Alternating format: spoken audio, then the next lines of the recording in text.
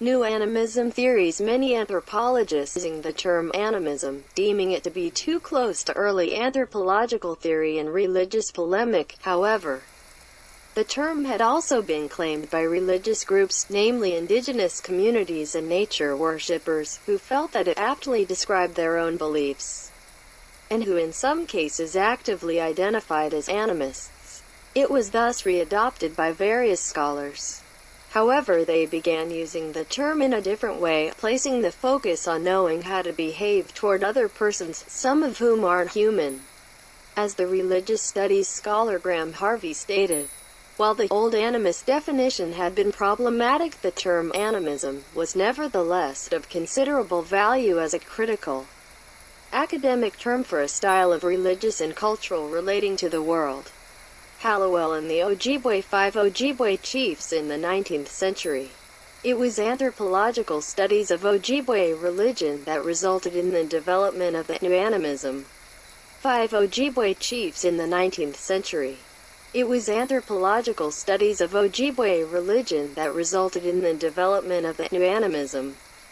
The new animism emerged largely from the publications of the anthropologist Irving Hallowell, which were produced on the basis of his ethnographic research among the Ojibwe communities of Canada in the mid-20th century. For the Ojibwe encountered by Hallowell, personhood did not require human likeness, but rather humans were perceived as being like other persons, who for instance included rock persons and bear persons for the Ojibwe.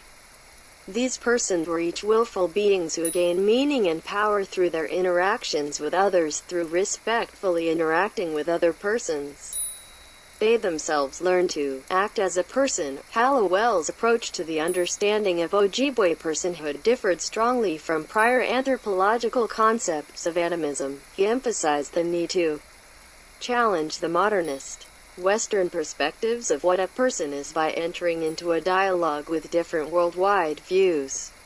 Hallowell's approach influenced the work of anthropologist Nurit Bird David, who produced a scholarly article reassessing the idea of animism in 1999. 7 comments from other academics were provided in the journal, debating Bird David's ideas. Recent postmodern anthropology. More recently, postmodern anthropologists are increasingly engaging with the concept of animism. Modernism is characterized by a Cartesian subject-object dualism that divides the subjective from the objective, and culture from nature. In this view, animism is the inverse of scientism, and hence inherently invalid. Drawing on the work of Bruno Latour, these anthropologists question these modernist assumptions and theorize that all societies continue to animate the world around them, and not just as a Taylorian survival of primitive thought. Rather, the instrumental reason characteristic of modernity is limited to our professional subcultures, which allows us to treat the world as a detached mechanical object in a delimited sphere of activity. We, like animists, also continue to create personal relationships with elements of the so-called objective world, whether pets, cars, or teddy bears, who we recognize as subjects. As such, these entities are approached as communicative subjects rather than the inert objects perceived by modernists. These approaches are careful to avoid the modernist assumptions that the environment consists dichotomously of a physical world distinct from humans, and from modernist conceptions of the person is composed dualistically as body and soul. Nurit Bird David argues that positivistic ideas about the meaning of nature, life, and personhood misdirected these previous attempts to understand the local concepts. Classical theoreticians, it is argued, attributed their own modernist ideas of self to primitive peoples, while asserting that the primitive peoples read their idea of self in others. She argues that animism is relational epistemology, and not a Taylorian failure of primitive reasoning.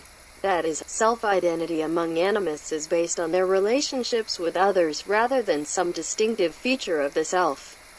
Instead of focusing on the essentialized modernist self, the individual persons are viewed as bundles of social relationships, individuals, some of which are with superpersons, i.e., non-humans. Animist alter Bozo Village Mopti, Bandayagra, Mali in 1972. Guthrie expressed criticism of Bird David's attitude toward animism, believing that it promulgated the view that the world is in large measure whatever our local imagination makes it. This, he felt, would result in anthropology abandoning the scientific project. Tim Ingold, like Bird David, argues that animists do not see themselves as separate from their environment. Hunter-gatherers do not, as a rule, approach their environment as an external world of nature that has to be grasped intellectually. Indeed, the separation of mind and nature has no place in their thought and practice. Willerslev extends the argument by noting that animists reject this Cartesian dualism, in that the animist self-identifies with the world, feeling it once within and apart from it, so that the two glide ceaselessly in and out of each other in a sealed circuit. The animist hunter is thus aware of himself as a human hunter, but through mimicry is able to assume the viewpoint, senses, and sensibilities of his prey, to be one with it. Shamanism, in this view, is an everyday attempt to influence spirits of ancestors and animals by mirroring their behaviors as the hunter does his prey. Ethical and ecological understanding. Cultural ecologist and philosopher David Abram articulates an intensely ethical and ecological understanding of animism grounded in the phenomenology of sensory experience. In his books The Spell of the Sensuous and Becoming Animal, Abram suggests that material things are never entirely passive in our direct perceptual experience, holding rather that perceived things actively solicit our attention, or call our focus, coaxing the perceiving body into an ongoing participation with those things. In the absence of intervening technologies, he suggests sensory experience is inherently animistic, disclosing a material field that is animate and self-organizing from the get-go. Drawing upon contemporary cognitive and natural science, as well as upon the perspectival worldviews of diverse indigenous, oral cultures, Abram proposes a richly pluralist and story-based cosmology in which matter is alive through and through. Such a relational ontology is in close accord, he suggests, with our spontaneous perceptual experience. It would draw us back to our senses and to the primacy of the sensuous terrain, enjoining a more respectful and ethical relation to the more than human community of animals, plants, soils, mountains, waters, and weather patterns that materially sustains us. In contrast to a long-standing tendency in the Western social sciences, which commonly provide rational explanations of animistic experience, Abram develops an animistic account of reason itself.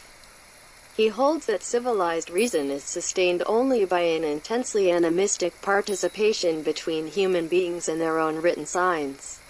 For instance, as soon as we turn our gaze toward the alphabetic letters written on a page or a screen, we see what they say. The letters, that is, seem to speak to us much as spiders, trees, gushing rivers, and lichen-encrusted boulders once spoke to our oral ancestors. For Abram, reading can usefully be understood as an intensely concentrated form of animism, one that effectively eclipses all of the other, older, more spontaneous forms of animistic participation in which we once engaged. To tell the story in this manner, to provide an animistic account of reason, rather than the other way around, is to imply that animism is the wider and more inclusive term, and that oral, mimetic modes of experience still underlie and support all our literate and technological modes of reflection.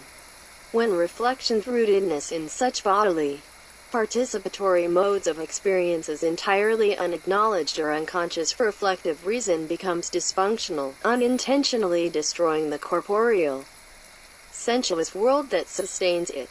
Thou in a world full of persons. The religious studies scholar Graham Harvey defined animism as the belief that the world is full of persons, only some of whom are human, and that life is always lived in relationship with others.